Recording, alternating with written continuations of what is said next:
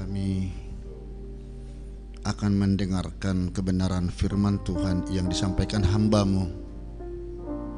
Hadirlah Engkau di tengah-tengah kami satu persatu untuk mengubah hidup kami. Ajari hamba-Mu untuk menyampaikan firman kebenaran ini sehingga bermanfaat buat kehidupan kami sehari. Tentu kami mohon ampun segala kekurangan dosa kami Tuhan, agar kami layak sehidangan bersama Tuhan di pagi hari ini. Terpujilah Engkau Yesus bagi kita yang sudah diberkati, dimuliakan Tuhan pagi hari ini. Mari sama-sama mengatakan amin. Haleluya.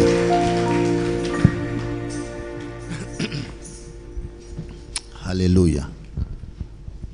Apa kabar saudara-saudariku? Sangat luar biasa ya. Ya, kita kembali berjumpa di hari Paskah ya, di 2022. Barangkali beberapa tahun yang lewat pernah kita ketemu. Dan saya perlu sampaikan firman kebenaran Tuhan yang saya sampaikan hari ini sederhana.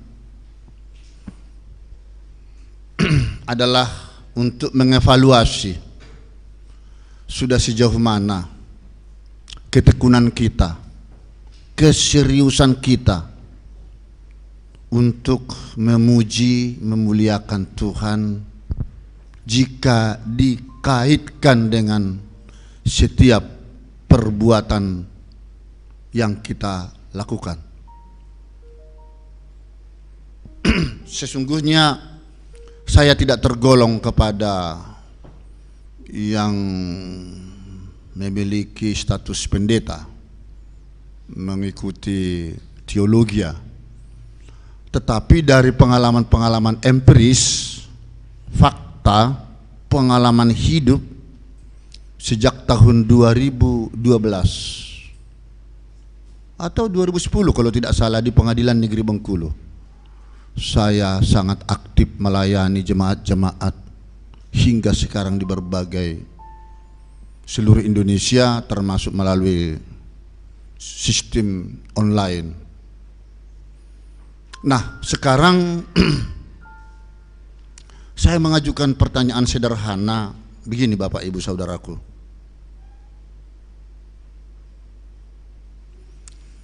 Setiap orang yang hidup pasti mati. Setujukah? Setuju ya? Ingat, setuju, pasti mati. Berarti kita sepakat. Lalu siapa yang mengetahui kapan kita mati atau meninggal dunia? Tidak ada yang tahu. Ya, kita sepakat. Ya, saya pun sepakat. Kalau saya tahu hari ini meninggal mungkin lain ceritanya, kan begitu. Lalu bertanya lagi, siapa yang takut mati? Sederhana kan? Ada yang mengatakan takut, ada yang mengatakan tidak takut. Wah, luar biasa yang mengatakan tidak takut itu. Berarti dia sudah alim ulama, berarti sudah selesai, sempurna ibadahnya, keyakinannya pasti diterima di surga di kemudian hari. Nah, tapi ini belum terjawab. Siapa yang takut mati? Saudara, kamu, aku. Saya kira kita nggak usah munafik. Masih takut mati. Karena ada yang ditunggu. Kalau yang ditunggu belum selesai, saya berbuat baik, belum bisa saya menjadi seorang yang sempurna, belum berbuat yang benar di hadapan Tuhan, itu yes oke. Tapi kalau yang ditunggu, saya belum menikah, anakku belum selesai sekolah, atau saya masih mau ingin meraih cita-cita setinggi langit, ya itu boleh. Tapi kalaulah cita-cita tadi adalah demi kemuliaan Tuhan selama hidup di bumi, no problem, ya, sambil kita memperbaiki hidup, kan begitu? Iya, itu bisa saya terima. Tapi untuk Tuhan saya tidak tahu. Ya, berarti masih pada umumnya kita masih takut mati ya, meninggal. Siapa yang siap mati? Sepertinya belum ini. Ya, belum ya. Ya, ibu ini saja belum, walaupun usia sudah agak senja seperti saya ini. Nah, karena ada yang ditunggu. Lambat ada yang ditunggu. Tentu yang ditunggu itu ditunggu yang positif. Cepat ada yang dikejar. Tapi ingat, cepat-cepat itu kalau tidak terarah juga amblas, ya. Nah, saudara tahu, kalau begitu, di akhir zaman nanti ada pengadilan terakhir. Saya selalu mengungkap masalah pengadilan terakhir atau pengadilan negara, pengadilan Tuhan, karena saya adalah profesi hakim juga. Sangat tahu bagaimana bermasalah hukum. Makanya selalu saya singgung itu. Di akhir zaman nanti ada pengadilan terakhir. Tapi ini bertanya dulu saya, setuju enggak bahwa di akhir zaman nanti ada pengadilan terakhir, yakni pengadilan Kristus? Setuju? Iya, setuju. Saya pun setuju, karena itu di Alkitab pun ada. Tidak mengarang-mengarang. Yakni kedatangan Kristus yang kedua kali ke bumi ini. Dan dia kapan datangnya? Makanya kedatangan Tuhan sudah dekat. Tidak tahu seperti pencuri. Dia tidak memberitahu. Tapi kita harus siap-siap menunggu itu. Siap-siap menunggu. Berjaga-jaga. Karena apa? Kedatangan dia kali itu, yang kedua ini, beda dengan kedatangan yang pertama. Lahirnya sang penebus itu pertama itu adalah untuk menyelamatkan dunia. Dosa lewat kayu salib. Sedangkan yang kedua ini dia datang bukan lagi membawa damai. Bukan membawa damai lagi. Ya, tetapi membawa pedang. Membawa pedang. Ini mau saya hidupin presentasi.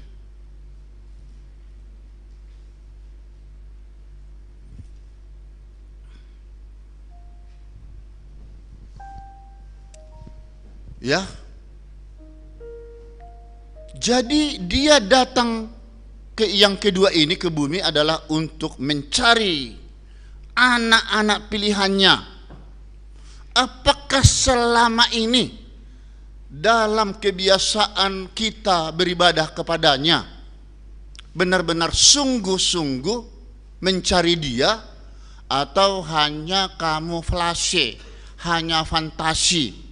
Karena tidak enak kalau tidak bergereja hari ini.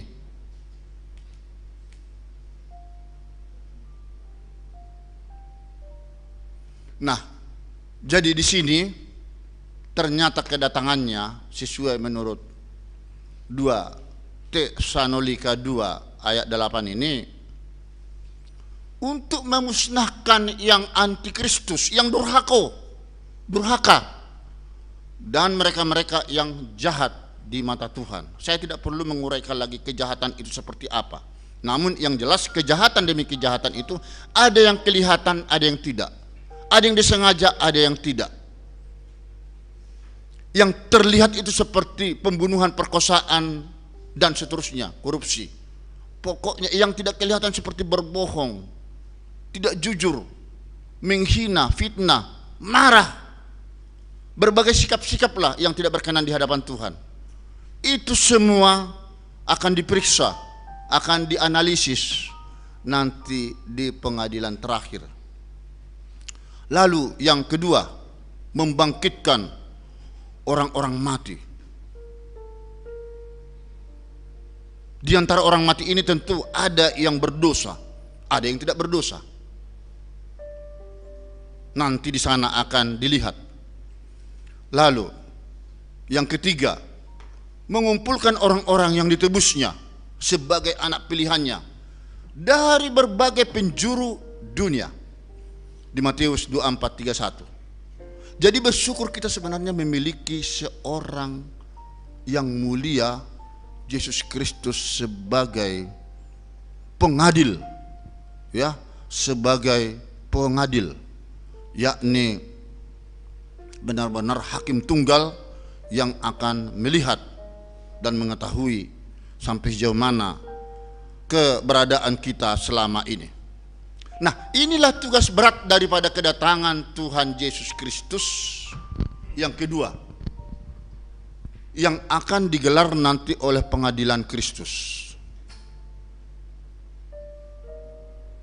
yakni untuk mengadili atau menghakimi mereka atas setiap perbuatan yang baik dan perbuatan yang jahat yang dilakukan selama ini. Jadi yang diadili ini bukan hanya umat Kristiani, tapi agama-agama yang lain. Dan ini bukan hanya di Jakarta, di Medan, di Indonesia, tapi seluruh dunia, dari semua penjuru itu akan dikumpulkan. Ya, ada orang-orang yang ditebus di situ. Tentu orang-orang yang ditebus sebagai pilihannya, sebagaimana dalam Matius 24:31 tadi adalah ini mereka-mereka sebelum meninggal sudah memperbaiki hidup. Ya, inilah orang-orang yang siap mati itu sesungguhnya. Kalaupun kapan dia meninggal, itu sudah tidak ada masalah. Tetapi bagi teman-teman tadi yang masih takut, ragu mati, nah ini bakal tempat kehidupan kedua yang kekal selamanya, nanti nggak jelas, dibuang ke lautan api bebas. Nah, mari kita perdalam. Kenapa ini saya sorot ya? Ini karena kita ini nggak pernah takut-takut. Kita sudah beribadah puluhan tahun, bahkan kita adalah anak keturunan dari nenek Karondang, keluarga turun-temurun. Beda dengan mungkin bagi teman-teman yang baru datang, seperti istriku dari Islam. Sejak kita menikah di tahun 2000 berapa? 82. 1982. Ya wajarlah dia keturunan pendatang baru, tapi dia justru beda. Dia justru menjadi contoh tauladan di tengah-tengah keluarga.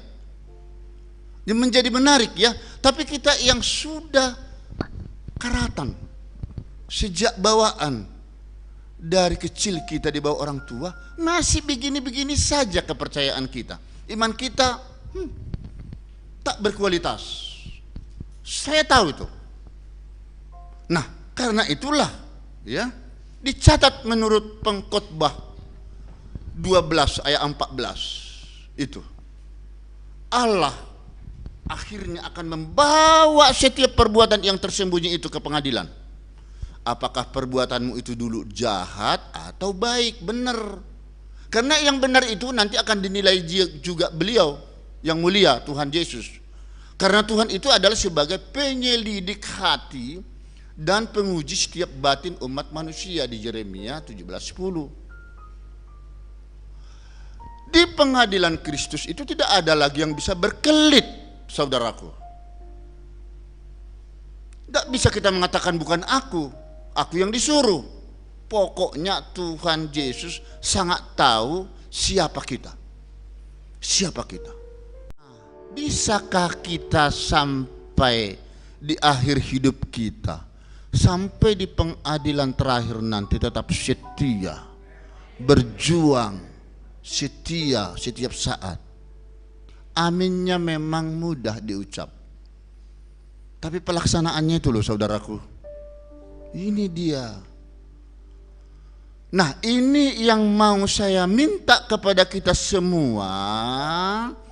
Ingat ini, bahwa tunggu di hari mainnya, kalaupun saudara dan saya sekarang belum terkena imbas masuk ke jurang maut, masih di bumi ini hidup, tapi di akhir zaman kita semua tidak ada yang bisa masuk surga. Ini sangat memalukan dan memprihatinkan, dan sangat sia-sialah perjuanganmu selama ini, rajin beribadah, berdoa sampai meneteskan air mata 1 ember misalnya. Nah, jadi dasar hukum Allah mengadili umat manusia ada, saudaraku.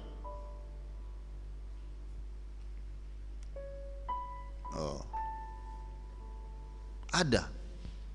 Kalau di pengadilan negara ada kitab undang-undang hukum pidana, dasar hakim, atau kitab undang-undang hukum perkara perdata. Pasal berapa saudara kena? Pasal 340 KUHP, ya, itu misalnya pembunuhan berencana. Kalau di KUH perdata, ya, mengingkar janji 1320. KUH perdata misalnya tidak konsisten dengan perjanjian yang sudah dikontrakkan. Nah, di pengadilan Kristus ada K3, kitab kehidupan Kristus. Kitab kehidupan Kristus. Di sana akan dilihat namamu tercatat apa tidak. Ya, di dalam Wahyu 20:14,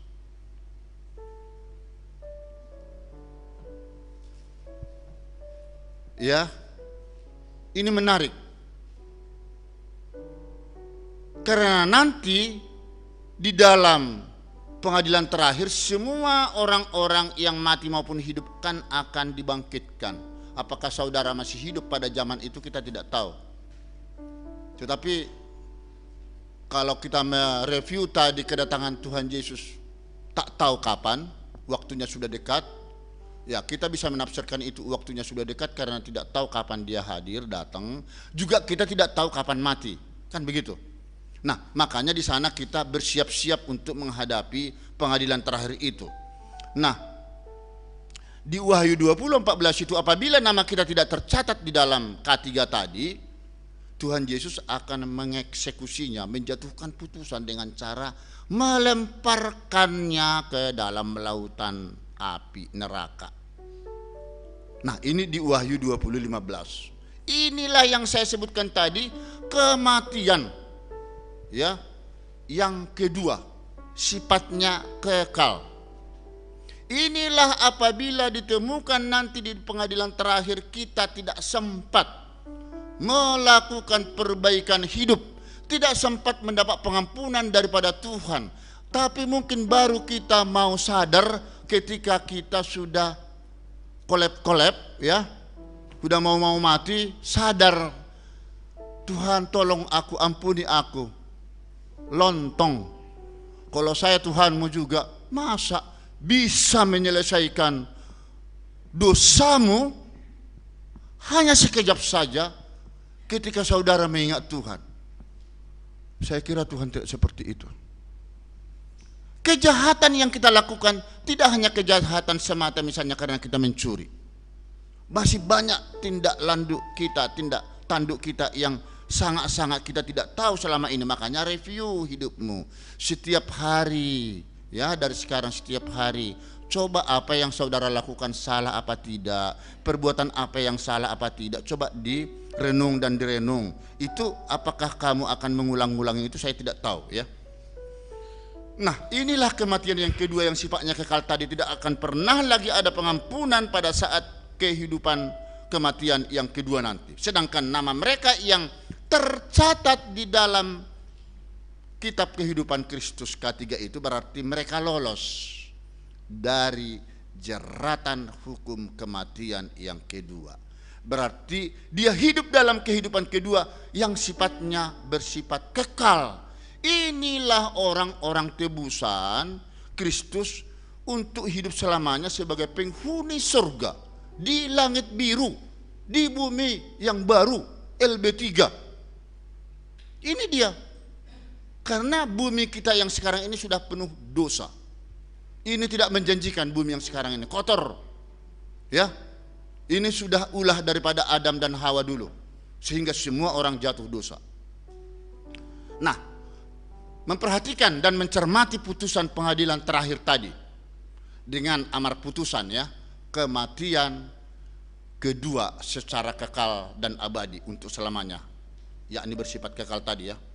Jika didasarkan pada fakta akibat perbuatan dosa yang kita lakukan selama ini dalam kehidupan sekarang, yang tidak pernah, ya, kita selesaikan secara baik-baik kepada Tuhan, ya. Nah, selama ini kita masa bodoh. Bahkan ada kesan, untuk apa berbuat baik? Kan itu selama ini pandangan orang, ya. Urusan nanti-nanti. Kalau kita mati kan sudah tidak tahu. Ya toh?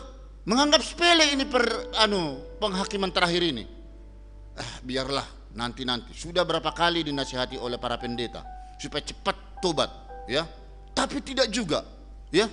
Nah, akhirnya, ya, saya teringat juga di sini harus dipandang, ya, harus dipandang sebagai tonggak sejarah sebenarnya apa yang saya sampaikan tadi, untuk mulai mendorong kita, memotivasi kita supaya berbuat yang benar dan takut akan Tuhan, segera bertobat, yakni meninggalkan seluruh rangkaian dosa yang saling tali temali berkaitan antara satu dengan yang lain. Karena saat itu wajar kalian tidak mau meninggalkan karena belum memahami makna firman Tuhan barusan tadi.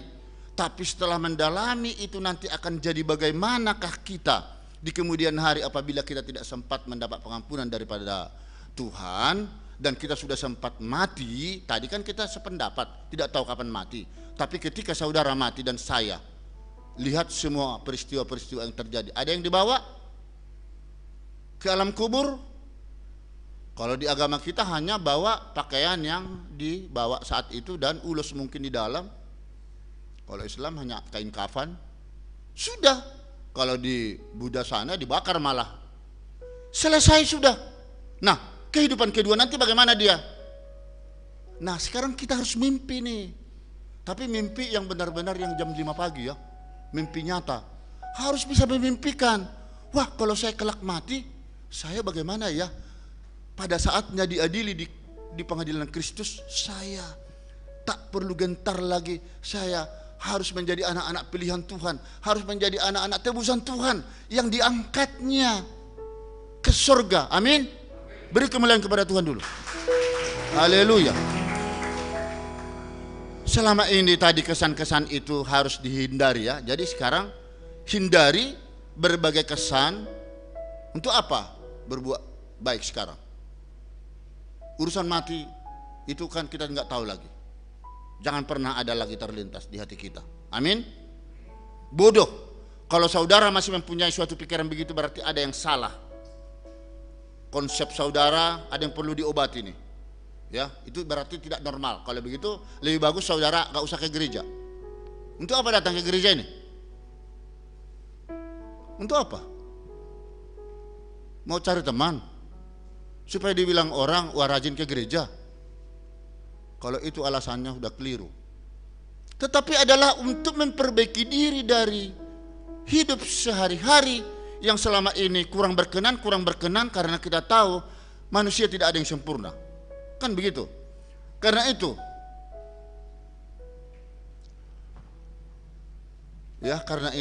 saya mau mengajak saudara sekarang bagaimana mencari Tuhan yang serius, yang sungguh-sungguh. Jadi dari sekarang kita harus berkemas.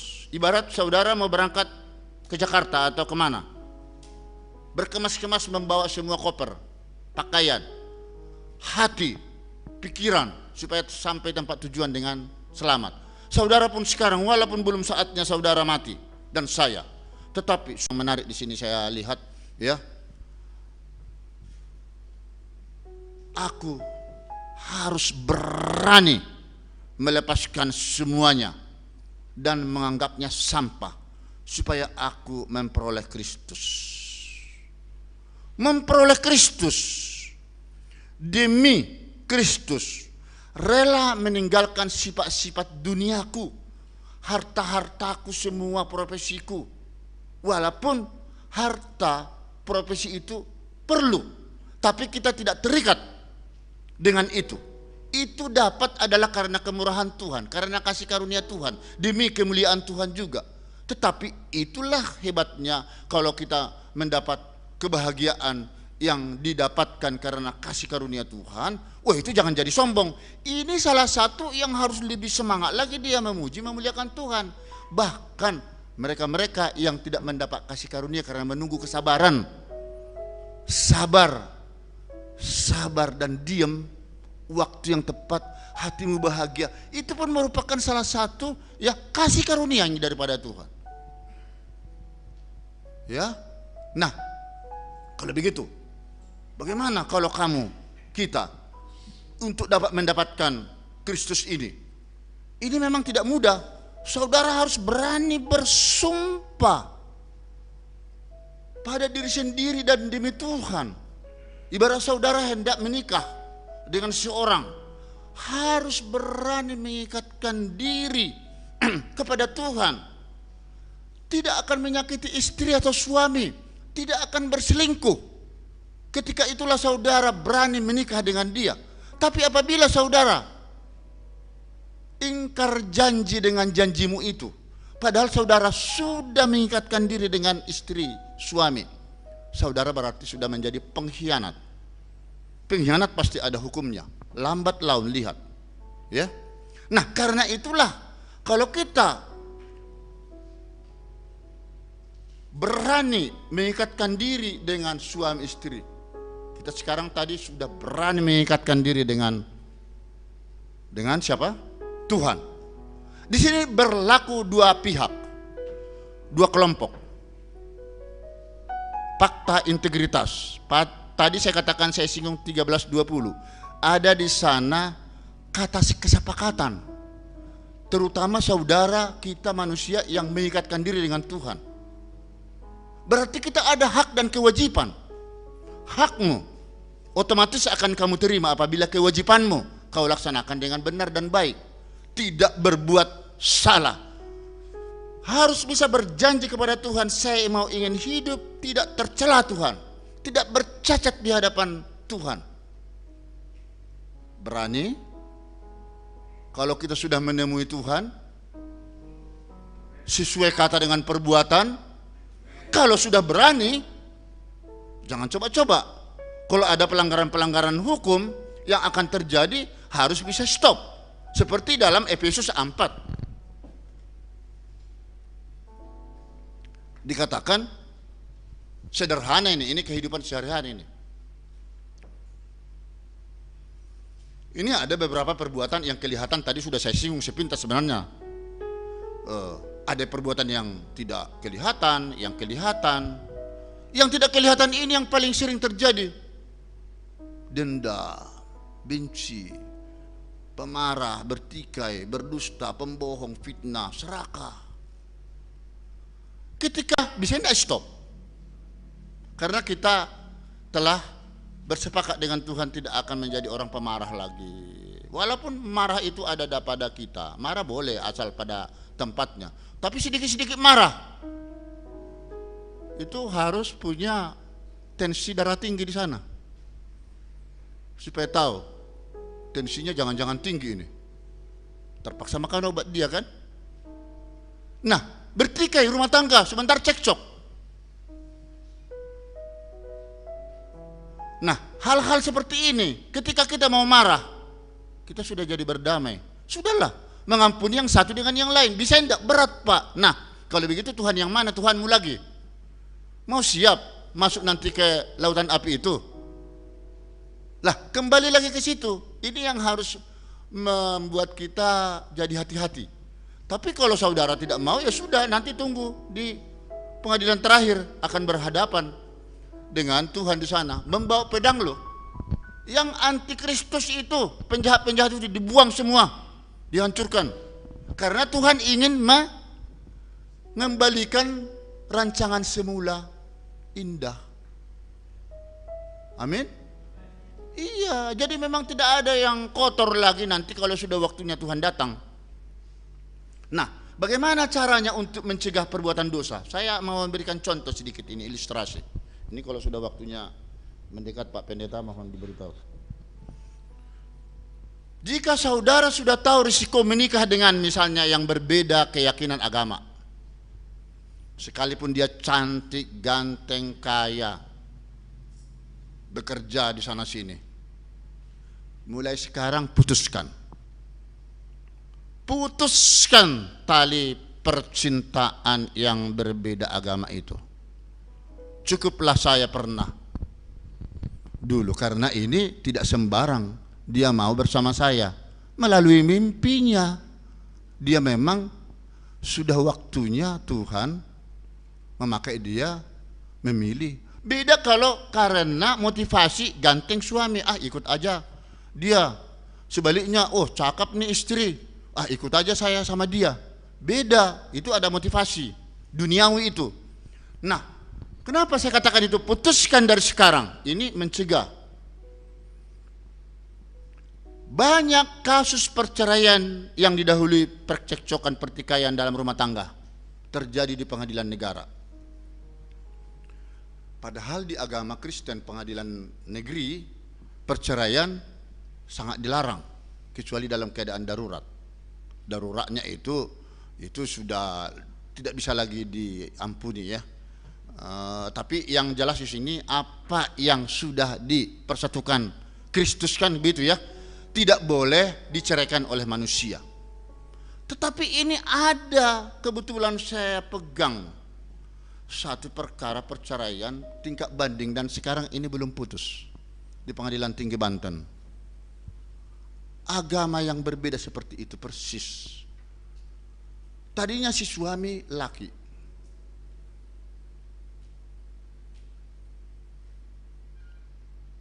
kemudian si perempuan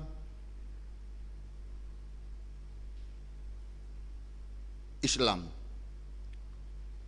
dan sudah mengikuti Kristen. Sampai sekarang perdebatan buat kami. Bagaimana ini? Karena alasan persoalannya sangat sensitif. Nah, hal-hal yang begini, tapi rumah tangga itu tidak pernah rukun dan damai.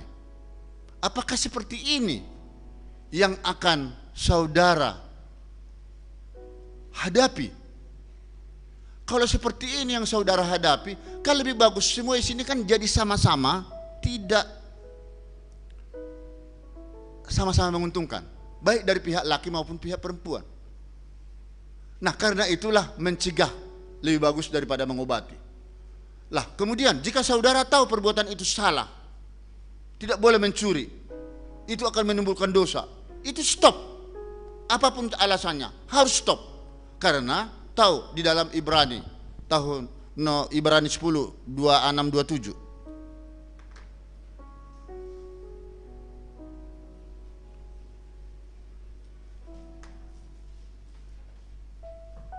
kalau kita sudah tahu perbuatan itu adalah disengaja ya, perbuatan dosa, setelah kita mengetahui kebenaran bahwa itu memang salah, maka yang terjadi pada kita adalah kematian yang mengerikan. Nah, karena itulah saudaraku, Tuhan itu memang tidak murahan. Tidak murahan. Allah pun melihat seberapa jauh saudara sungguh-sungguh mencari Dia. Dan harganya untuk menemukan Tuhan itu adalah segenap hidup kita. Bahkan jika dihargai ya dengan segenap hidup kita, belum cukup untuk membayar bagaimana Tuhan bisa menemui kita. Jika Tuhan sudah berhasil menemui saudara dan saya, ya, apapun ceritanya, ya, sekalipun jalan ke surga itu sempit, ini tidak bisa hidup lagi nih. Ya, walaupun ya masuk ke surga itu, ya, menuju kepada kehidupan di surga itu adalah sangat sempit. Tetapi untuk menuju kepada kehidupan kebinasaan itu sangat luas. Kita mau diajak dalam firman Tuhan kebenaran di Matius 7:13, ya, sesempit apapun masuk ke surga itu, walaupun berdesak-desakan orang pingin masuk, ya, karena sempitnya akhirnya lebih luas itu jalan kesesatan, kebinasaan, orang jadi memilih ke sana. Saudara tidak boleh masuk lewat pintu yang kebinasaan. Lebih bagus antri saudara ke jalan yang sempit. Karena di Yohanes 14 ayat 6 dikatakan, berjuanglah, semangatlah. Kalaupun kita berjuang, harus betul-betul serius. Jangan, saya sudah melakukan. Jangan hanya begitu. Harus sampai mengeluarkan, ya, titik darah penghabisan, tidak menjadi persoalan, ya. Jadi begitu. Karena itulah ini waktunya. Baik. Karena itulah saya mengajak saudara, ini perbuatan ini juga mengeri ini. Berapa kali selalu disampaikan oleh firman Tuhan, oleh lewat gembala-gembala sidang jemaat, ya, masuk ke surga bukan jalan pintas, ya.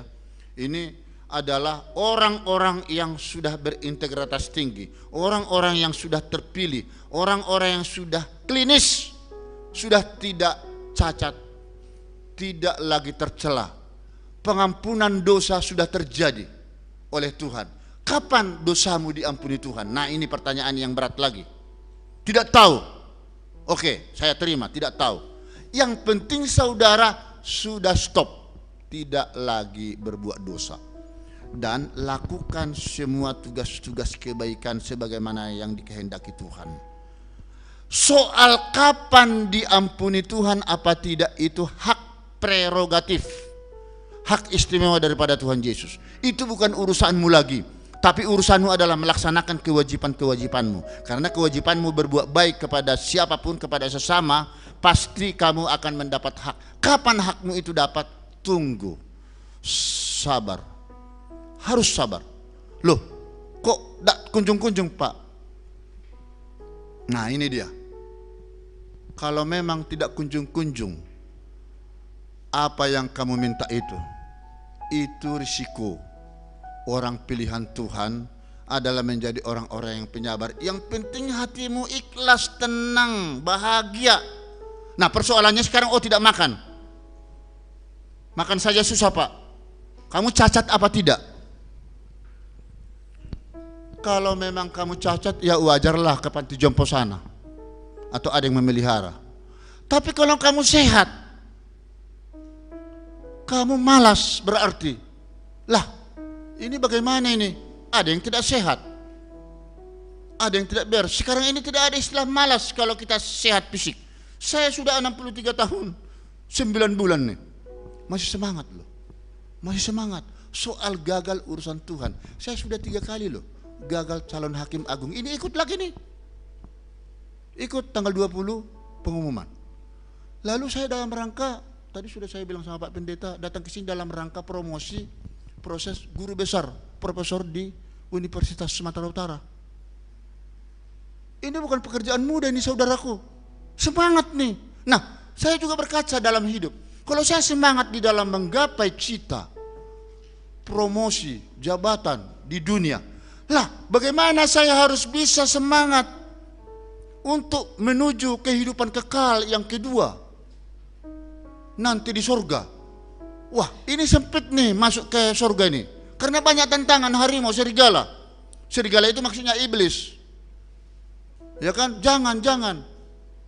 Karena sifat-sifat keduniawian kita kan masih ada kadang kan. Saya kira jujur kita semua, saya dulu juga seperti itu, tapi sekarang saya harus berusaha. Saya kadang-kadang juga kalau salah, kadang-kadang keluarga mengatakan, aduh jangan Pak. Wah. Jadi kita saling mengingatkan. Kita nggak ada yang sempurna, ya. Tetapi ketika kita sudah punya prinsip sekarang, rajin berdoa setiap pagi. Ya, ketika kita sudah menuju kepada Tuhan, berarti menyerahkan seluruh hidupmu, perjalanan hidupmu hari ini kepada Tuhan. Kamu tidak akan bisa lagi digoda setan hantu belau di perjalanan. Ketika kamu mau marah, saya barusan berdoa tadi pagi. Sudah ada warning, peringatan. Inilah yang membimbing kita, diri kita sendiri. Kamu sakit, kamu mau minta pekerjaan, mau berdoa kepada Tuhan, boleh. Tapi perbaiki hidupmu. Jangan hanya minta mau kaya tapi pemalas, tidur. Lah, itu omong kosong. Tapi ketika kamu sudah melakukan tugas-tugasmu sebagaimana mestinya, hak dan kewajiban sebagai suami dan istri sudah dilakukan. Nah, masih ada yang marah-marah di antara suami dan istri sudah melaksanakan kewajiban itu, jangan dengar. Diam.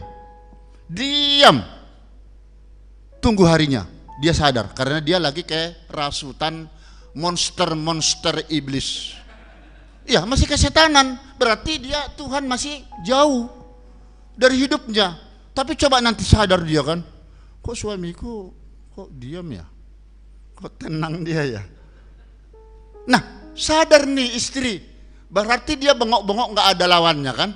Tapi coba kamu lawan, nah piring pun terbang. Jadi ini sebenarnya sangat-sangat sederhana untuk bisa merubah sikap kita dari hal yang kecil dulu deh, rumah tangga dulu deh, perbaiki ya. Setelah itu barulah kita akan meminta kepada Tuhan, dan bahkan tak usah minta kepada Tuhan ya, seperti apa yang dikatakan di dalam Matius 6:33 ayat 34. Wah, ini menarik nih. Sederhana tetapi berat untuk ditindaklanjuti. Carilah terlebih dahulu kerajaan Allah dan kebenarannya. Wow. Maka akan disediakan, ditambahkannya semua, bahkan apa yang tidak saudara minta akan disediakan. Dan tidak usah khawatir makanan hari ini, hari besok ada masanya ya. Ada ya, Matius 6:33 ayat 34 ya. Karena hari besok mempunyai kesusahannya sendiri-sendiri. Jangan pula hari yang kemarin yang sudah selesai, persoalan-persoalan yang kemarin masih itu kamu ungkit-ungkit. Tak selesai, kapan selesai hidupmu, masalahmu. Sekarang ini hidup happy lah ya, puji Tuhan, haleluya. Hari ini apa firman kebenaran Tuhan yang sudah saudara dengar? Terapkanlah itu, jangan diulangi lagi semua. Ayo, amin, amin. Beri kemuliaan kepada Tuhan Yesus. Sebelum kita akhiri, nyanyikan kembali Selidiki Hak Aku. Ya, ya, mari long singer. Ya, renungkan lagu itu ya. Selidiki aku, lihat hatiku, apakah ku sungguh mengasihi Yesus.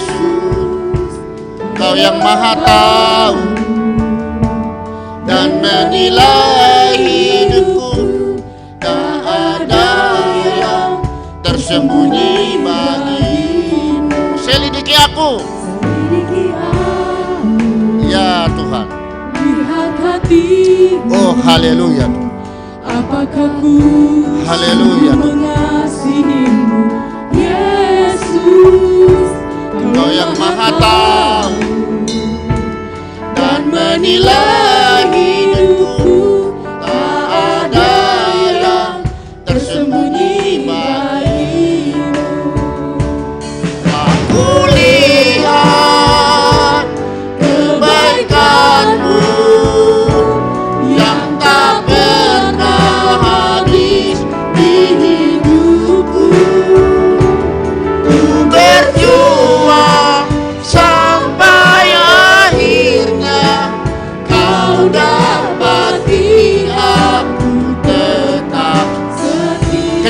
saya mau berdoa kecil, musik aja.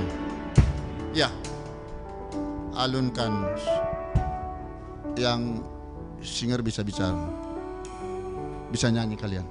Ya, mari angkat hatimu saudaraku. Rasakan kemurahan Tuhan Yesus hadir di tengah-tengah saudara saat ini. Kamu tidak bisa berbohong lagi, karena penyelidik, penguji batin adalah Tuhan Yesus sendiri. Sebelum penghakiman terakhir, apapun kesalahanmu, apapun pergumulanmu saudaraku, Tuhan pasti mengampuni engkau, karena Dia masih murah hati. Dia masih datang untuk menjemput orang-orang yang berdosa sekarang ini. Kalau orang yang benar, teruslah berbuat yang benar. Berbahagialah saudara ketika saudara meninggalkan dosa-dosa yang sudah lewat. Saudara harus berani berjuang, berjanji kepada Tuhan Yesus bahwa saudara tidak akan melakukan dosa lagi. Sungguh saudara, jika mau mengikuti amanah Tuhan, lihatlah di hari kehidupan kedua nanti, ketika datang Yesus Kristus, kita akan dipersiapkan untuk ikut menjadi anak-anak pilihannya. Namun syaratnya berat. Saudara, kamu dan saya harus bisa meninggalkan semua permasalahan dosa lama, dan kamu harus mampu berjuang ke jalan yang sempit itu. Haleluya. Diberkatilah saudara mulai hari ini, mulai daripada pekerjaan demi pekerjaanmu yang kini sedang berusaha. Gantungkan itu kepada Tuhan Yesus. Lihat, Yesus akan membuka tingkap-tingkap langit di dalam rumah tanggamu, dalam pekerjaanmu. Segala sakit penyakit yang ada dalam tubuhmu, ingat, Tuhan Yesus ajaib. Tidak ada yang mustahil bagi Dia. Pasti sembuh, karena saudara sudah berjanji akan menjadi orang-orang pilihannya, orang-orang yang dekat dengan Tuhan. Rumah tanggamu yang morak-marik sekarang, lihat, tidak ada rumah tangga yang sempurna. Tetapi mulai hari ini rumah tanggamu menjadi bahagia, diberkati Tuhan. Anak cucumu akan diberkati Tuhan. Oh haleluya. Terima kasih Bapa di sorga. Terima kasih Tuhan Yesus. Bagi kita yang sudah diurapi diberkati Tuhan pada pagi menjelang siang ini, mari sama-sama mengatakan amin. Haleluya. Saya serahkan kepada jemaat.